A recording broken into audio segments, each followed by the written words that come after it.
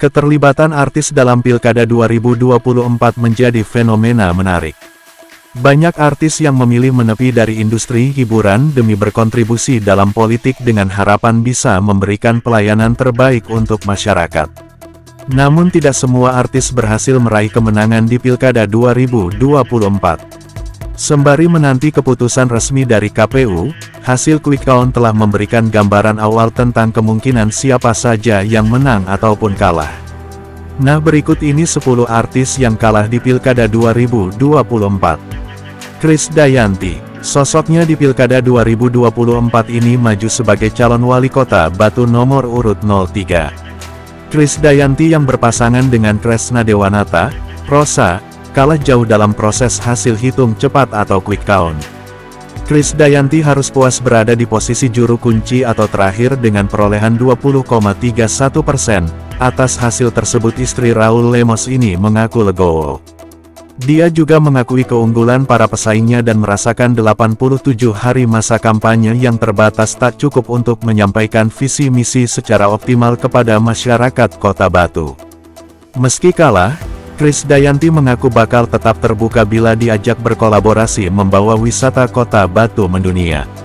KD pun mengaku bakal tetap berkomitmen untuk berkontribusi membangun kota kelahirannya setelah Pilkada.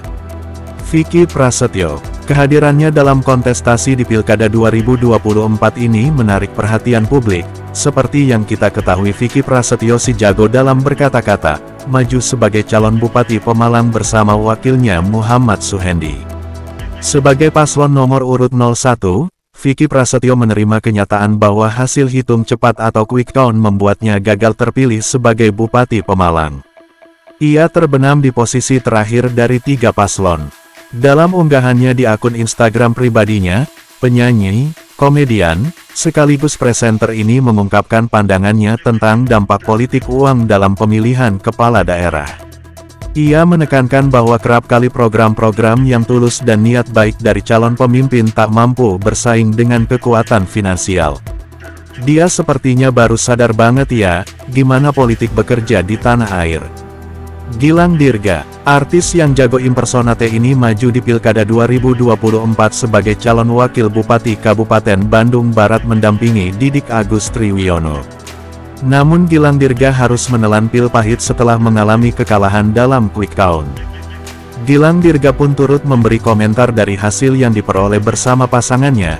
Ia menerima kekalahan tersebut dan meminta maaf atas hasil yang kurang memuaskan di Pilkada 2024 ini.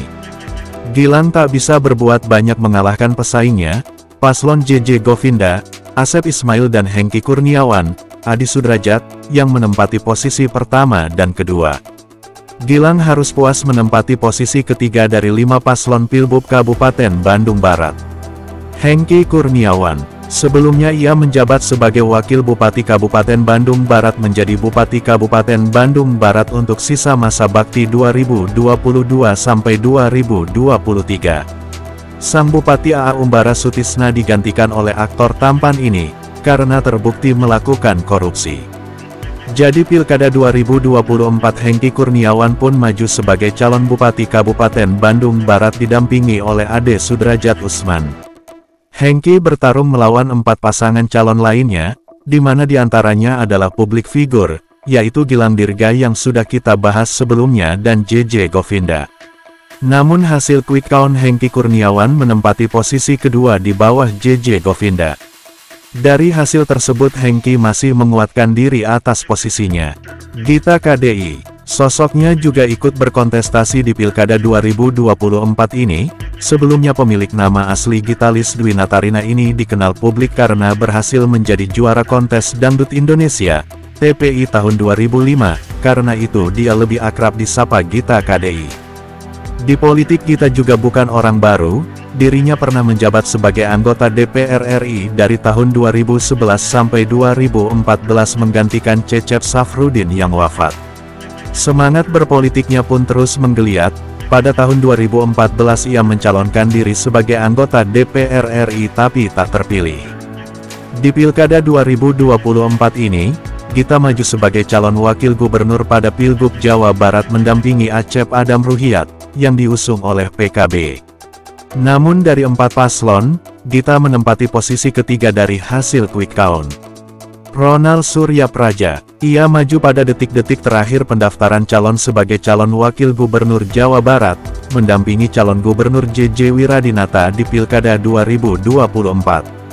Sebelumnya nama Ronal Suryapraja makin dikenal publik setelah bermain di acara komedi ekstravaganza di Trans TV, dan Ronal harus legowo dengan hasil quick count 9,10%. Sebagai calon wakil gubernur Jawa Barat yang diusung PDIP berada di posisi paling buncit dari 4 paslon, dan di atasnya ada Gita KDI yang sudah kita bahas sebelumnya.